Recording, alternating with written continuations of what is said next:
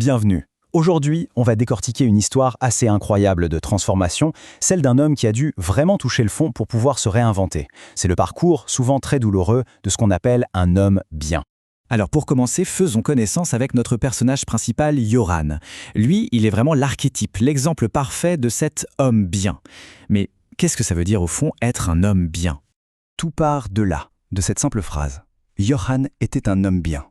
Une étiquette qui, comme ça, à première vue, a tout d'un compliment. Mais on va voir que c'est bien plus que ça. C'est une étiquette qui a défini et même limité toute son existence. Sa caractéristique principale, ce qui le faisait avancer, c'était ça. Ce besoin constant, irrépressible de donner. Son temps, son énergie, son attention, c'était un don de soi permanent. Et bien sûr, ça va avec toujours aider. C'était le rythme de sa vie, c'était ce qui dictait toutes ses actions. Les besoins des autres passaient d'abord, toujours, systématiquement avant les siens. Et voilà la phrase qui, je trouve, résume tout le paradoxe de sa vie. Son cœur était grand, son portefeuille vide. Une générosité qui n'avait aucune limite, mais qui le laissait complètement démuni.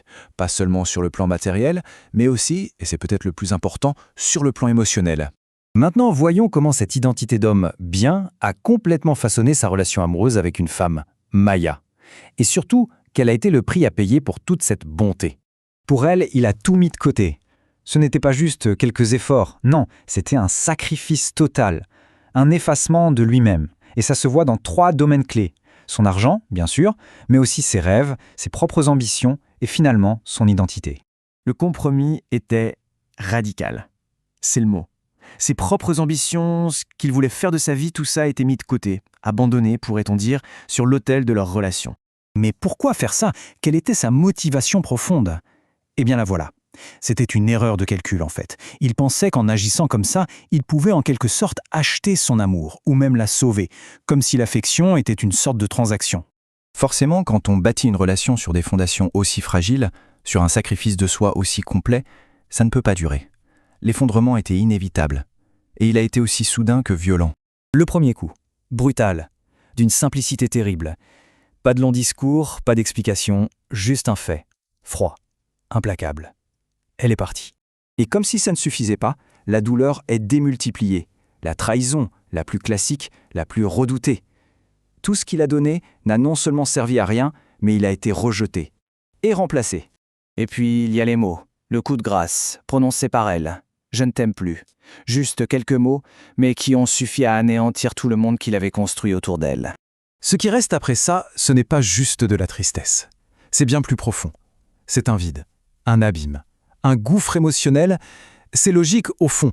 Quand on a absolument tout donné, il ne reste plus rien. Et au fond de ce gouffre, il y a cette question. Une seule, qui tourne en boucle dans sa tête. J'ai tout perdu. Pourquoi? C'est cette question, précisément, qui va devenir le point de départ de sa reconstruction. La réponse, bien sûr, n'est pas venue tout de suite. Ça a été un long chemin. Mais quand elle est enfin arrivée, ça a été un choc, une véritable révélation. Le genre de prise de conscience qui change absolument tout. Et la voici, cette révélation. Le problème, ce n'était pas d'être bon. Le vrai problème, c'était d'être un homme sans aucune limite. Et donc, fondamentalement, sans aucun respect pour lui-même. Une fois qu'on a compris ça, la décision qui en découle est simple, nette. C'est fini. Une rupture claire avec son ancienne façon d'être, avec son ancien lui. Le chapitre est clos. Et attention, ce n'est pas juste un petit changement de comportement, non. C'est une révolution intérieure complète. C'est la naissance d'une toute nouvelle identité. Et on arrive à la leçon ultime de cette histoire. Toute cette souffrance, toute cette agonie n'a pas été vaine. Elle a été le catalyseur, le feu nécessaire pour forger un nouvel individu. Un individu qui se définit par lui-même, qui est maître de sa propre vie. Un individu souverain. Tout ça nous laisse avec une dernière question, une réflexion importante.